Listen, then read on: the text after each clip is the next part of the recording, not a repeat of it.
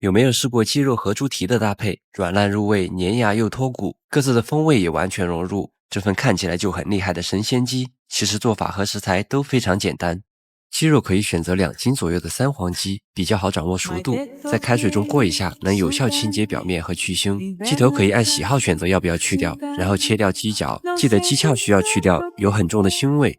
再来沿着鸡胸中部的缝隙切成2半，翻过来按压一下，整理成这种平一点的状态。这样在煮的时候才能保证均匀受热，也更容易腌制入味。鸡爪不要浪费，可以放进来一起腌制，加入屏幕上的调料，需要耐心的抓拌均匀，每一个角落都不要放过。腌制大概1个小时，或者提前1天准备会更入味。没有猪脚的神仙鸡是不完美的，一般会搭配一只，切成这种小块。如果不喜欢料酒，可以多来点姜葱，简单焯下水备用。那为了流程更简单明了，我们先来调1碗料汁。今天花雕酒需要多来一点，最好选择5年以上的，可以保证成菜的品质。再来就是生抽、老抽、蚝油。生抽可以选这种有机黄豆和小麦酿造的，口感清爽，同时层次也会更丰富。严选有机生蚝为原料的蚝油，入菜可以增加更多的鲜味，哪怕简单做一份蚝油生菜也完全不一样。而且选对好的调味料，烹饪才会得心应手。那如果想尝试这几款调味料，可以上美团找找，非常省心方便。然后可以找一口大点带锅盖的锅具，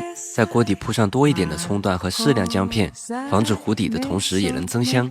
再放好需要长时间炖煮的猪蹄，来几朵泡发的干香菇和少量香料，然后把鸡肉盖在上层。这个腌肉的料汁也不要浪费，再淋上准备好的碗汁，煮开后转小火焖煮90分钟。时间到可以看下食材的软烂程度，按喜好可以适当延长焖煮时间，再稍微收下汤汁。关火来1勺剁椒，撒上蒜米、葱花，一锅软烂入味的神仙鸡就完成了。